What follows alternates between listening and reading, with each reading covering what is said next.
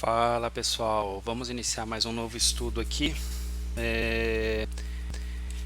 Gostaria de falar sobre Fibonacci, a caixinha, né, a tão famosa caixinha. Três situações de uso aí que normalmente ocorrem utilizando Fibonacci, tá? Então eu separei aqui as três situações aqui previamente para a gente poder trabalhar. Então vamos começar pela quebra de Fibonacci. Então vamos traçar uma fibozinha aqui, esse ponto aqui nessa máxima desse gatilho, na mínima desse gatilho. Então aqui a gente tem uma caixinha, né? Vamos lá, vamos fazer umas marcações. Então aqui o preço, ele fez esse movimento, né, dessa máxima, bateu nesse fundo, subiu para o 50%, não, 50% é aqui, e violinou o gatilho, né? Eu, assim, conforme tudo que eu estudo, eu não utilizo um 50% no vazio, somente apoiado em algum gatilho. Então aqui está o 50% da Fibonacci e aqui está o 50%, na região de 50%, o gatilho de referência. Então o Candle 6 veio aqui, violinou o 50%, né, da caixinha, e aí ele fez o movimento esperado dele, né, que é descer. Então quando você... O que é a Fibonacci? Para que ela serve? Né? Ela serve para determinar um pullback, né? Os 50% de um movimento para ter continuidade. Então, qual que era a obrigação do Candle 7? Já que o Candle 6 violinou 50%, ou violinou o gatilho aqui que está na região de 50%, é romper fundo, né? Então ele veio, desceu até aqui, não conseguiu. Já é uma quebra de caixinha? Não, eu não considero, né? Ele está negativo, está indo em direção ao fundo, fechou até um areal de baixa aqui. Próximo candle, candle 8, tem que dar continuidade, pessoal. O objetivo é chegar aqui no fundo. Rompeu o candle 7, era uma das obrigações dele, para poder dar continuidade. Não rompeu. Aqui já poderia se considerar uma quebra de caixinha, tá? Mas, enfim, ainda não considero. Por quê? Porque ele deu continuidade. A gente ainda está dando continuidade aqui ao gatilho. Ele não negou o gatilho, fechando um gatilho positivo. Então ele está dando continuidade. Ele violinou, chegou a violinar aqui o superior do candle 7, mas está dando continuidade. Então ficaria para o candle 9 aqui a obrigação, né, de fechar, de romper a caixinha aqui e dar continuidade, né, na Fibonacci, que seria o quê? 50% e queda. O que ele não fez, né? O 8 e o 9 não fizeram. Então, normalmente, como que eu utilizo quebra de caixinha, né? Deixa eu limpar aqui porque ficou bagunçado. Então, vamos lá. O preço desceu, né? Traçou, ele determinou uma máxima e uma mínima. Eu traço a Fibonacci para esperar o pullback no 50%. Fez isso. Deu o candle 6, deu um pullback no 50% e violinou o gatilho. Qual que é o ponto de entrada aqui? Para os mais corajosos, seria... Deixa eu fechar aqui. Deixa eu pegar um traço. Tem que melhor tirar o ímã.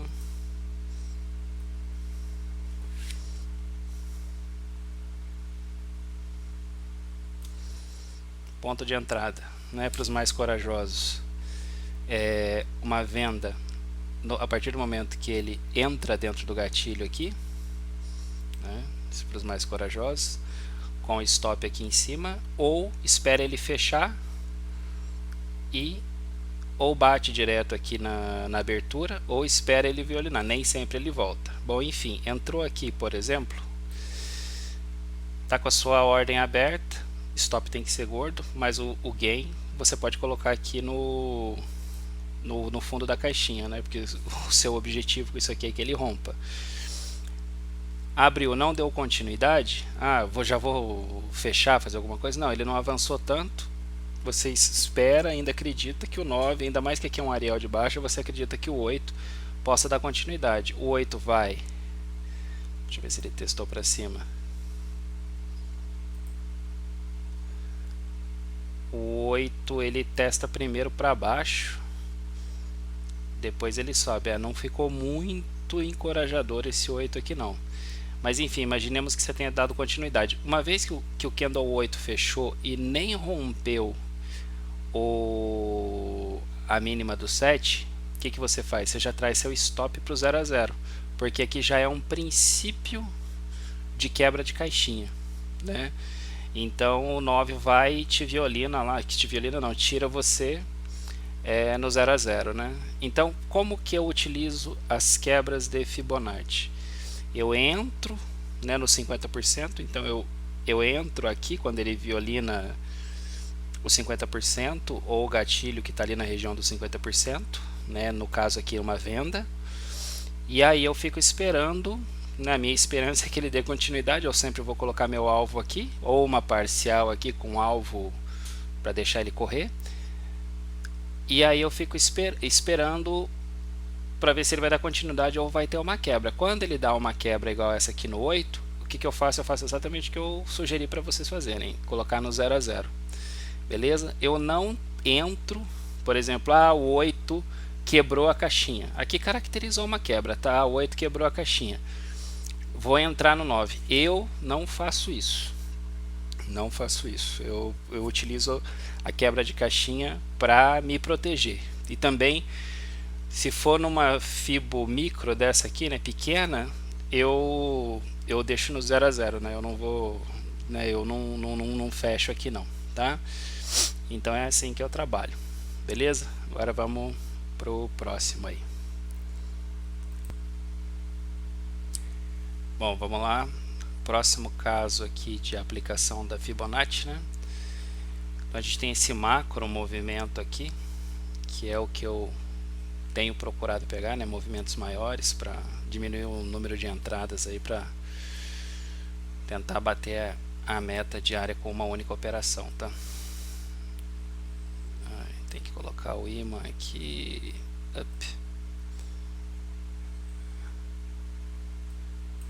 Beleza. Então o que nós temos aqui, pessoal? É um movimento mais macro, mas são os mais rentáveis, né? Então vamos lá, o movimento nasceu aqui, né, no candle 1, fez essa queda monstruosa aqui, e aí ele determinou esse fundo.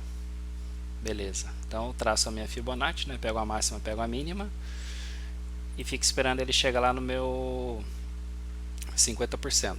Beleza, determinou 50% aqui nessa região aqui, onde você tem esses pontos de parada, esses gatilhos. Olha, ele violinou o gatilho do dia anterior, violinou o 7, violinou essa galera aqui, tá?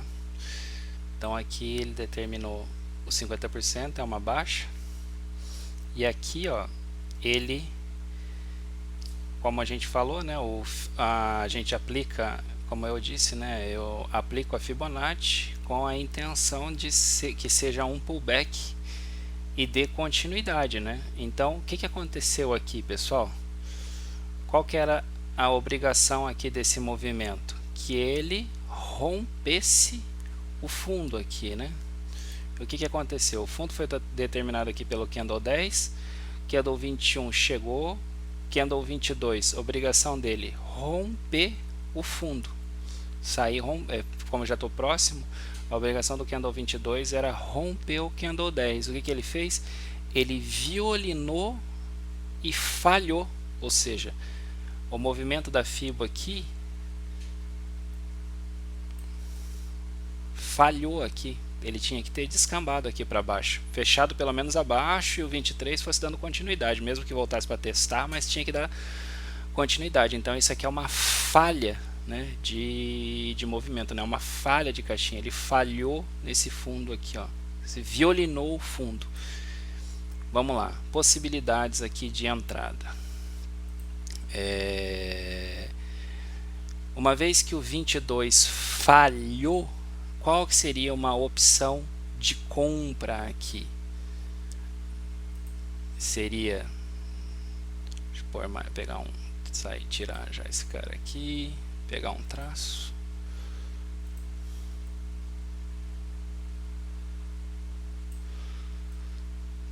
Seria no fechamento aqui, na abertura do candle 23, você já bater uma compra, né? Porque ele já falhou no 22, então ele já está negando cair, né? Então aqui que foi o movimento da falha. Ah, não tenho coragem de bater aí porque ele tá dando, é um candle de continuidade, ele falhou, mas pode ser que ele continue descendo. Eu não tenho medo de você. Safado. Safado. Fica aí, olha pra lá. Ele Fazendo o quê? não escutou direito não, fala de novo. Ih, Mas você falou que não tá com medo. Fala pra ele agora, ele tá olhando pra você, ele quer... não tenho medo de você. Isso, aponta o dedo pra ele, não corre não.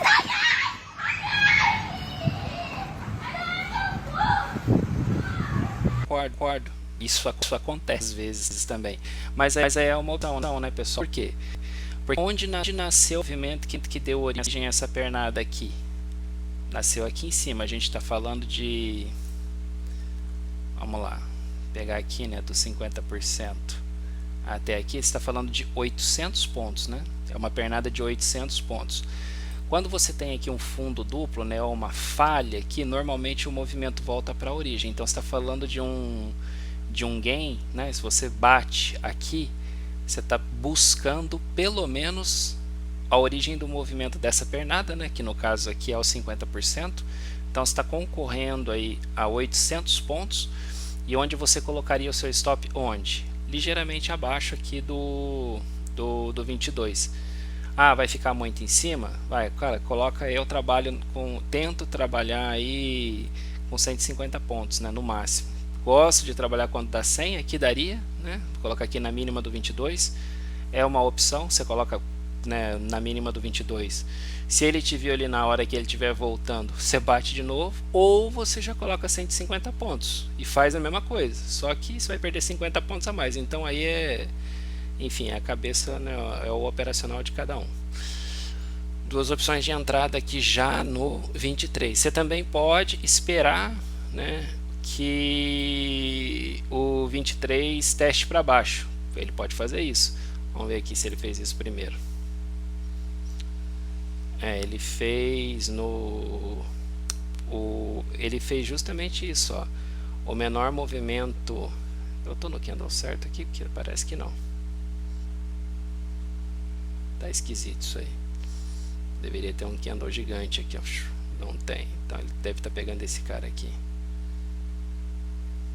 Bom, enfim. Você pode esperar esperar que ele teste para baixo para tentar diminuir seu stop. Por exemplo, se você esperou e pegou ele aqui, você vai ter um stop de menos de 100 pontos. É uma opção. A outra opção, né, para quem tem receio, né, tá com medo de bater no negativo aqui, né, numa tendência em continuidade e tudo mais, é esperar fechar o primeiro candle positivo.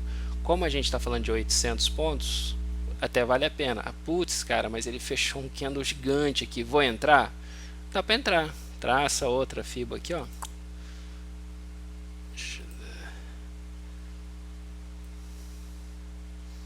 Aí, ó, espera ele violinar. De qualquer jeito, seu stop não vai ficar magro não, mas enfim, pelo menos você tem mais confiança de que ele vai seguir a sua fibra aí, né? E vai seguir essa falha aqui, vai voltar lá para a origem, que é os 50%.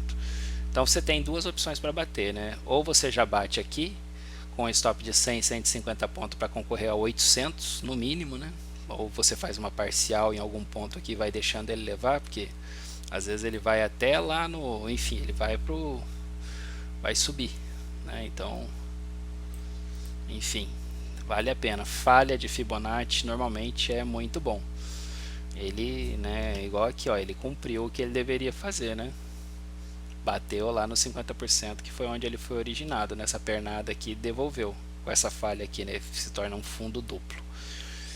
Então aqui normalmente eu trabalho dessa maneira, né? Como eu falei lá na quebra, né? Na quebra de caixinha, normalmente eu uso a quebra para trabalhar da maneira de que eu entro no 50% e quando ele começa a dar sinais de que não vai até meu alvo no meio do caminho aqui, quebra, eu saio ou me protejo e nunca entro nunca é difícil de dizer, mas assim, eu não tenho o hábito de entrar na quebra, né? Como eu falei no exemplo anterior, eu não entro na quebra pegando uma reversão na quebra. Agora, o que eu mais gosto de utilizar é esse tipo de situação aqui, né? É a falha, né? Então ele veio aqui, a falha normalmente gera um fundo duplo, um topo duplo, porque ele violina o topo anterior. Então, para mim, isso tem bastante força, né? Ele violinou, negou, e aí aqui você só olha o tamanho do gain contra o tamanho do loss. Vale muito a pena. Então, bateu aqui, ó, se você batesse aqui, tivesse tido coragem aqui para bater, só no primeiro candle aqui no 23 já daria para você proteger com gain aqui já, né? Deixar aqui com 50 pontinhos aqui que seja aqui de gain, entendeu? E não teria sido pego, e ó, bateria 8 candles depois, você estaria aqui com mais do que uma meta, né?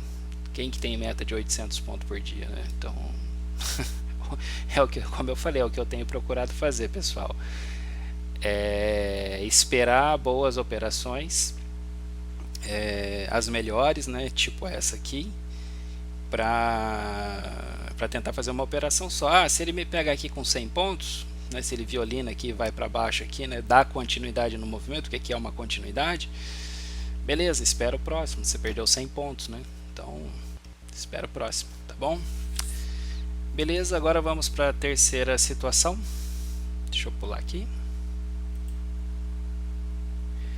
Bom, vamos lá. Bom, o terceiro caso de figura aqui da aplicação da Fibonacci é a caixinha que deu certo, né? Que fez o que deveria, né? Então vamos dar o exemplo aqui dessa pernada aqui, ó. Gatilho 9 até o gatilho 13. Você traça uma fibo aqui. Então vamos lá, né? Então nós estamos falando dessa pernada aqui, né? Essa mínima que ele deu aqui com essa máxima do 13, né? O que aconteceu aqui? O candle 14, né? Ele violinou os 50%. É um 50% no vazio? Não, não é um 50% no vazio. Olha, ele está apoiado num gatilho, né? Então vamos falar do gatilho aqui o tempo todo agora, né? Então o que acontece? Deu essa máxima, desceu, violinou o gatilho, possibilidade de entrada. Vou entrar aqui na abertura? Pode ser, né? Você sabe que qual que é a obrigação a partir do momento que ele violinou, qual que é a obrigação do movimento? Romper topo, né? Você está falando de uns 50% que violinou um gatilho, romper topo. Eu não tenho confiança para bater aí porque o stop está muito caro, porque o seu stop ele tem que ficar aqui, né, no fundo do 14, né? O stop técnico seria aqui. Vai ficar muito caro. Então beleza, então vamos esperar aqui o 15 abrir. O 15 abriu, olha o que ele faz. Primeiro ele fecha uma igrejinha, tô falando de 1 minuto, tá? Fecha uma igrejinha no primeiro candle, mais uma igrejinha no segundo candle, dando aquela mínima dele lá, né? Que não chegou a violinar o 14. Se você já tivesse entrado no 14, você não teria sido violinado. Então aqui você pode bater em algum lugar aqui no meio, né? Se você realmente acredita na Fibonacci que você traçou, né? Que está sendo apoiado por esse gatilho aqui. Então vamos dizer que se você entrou na abertura,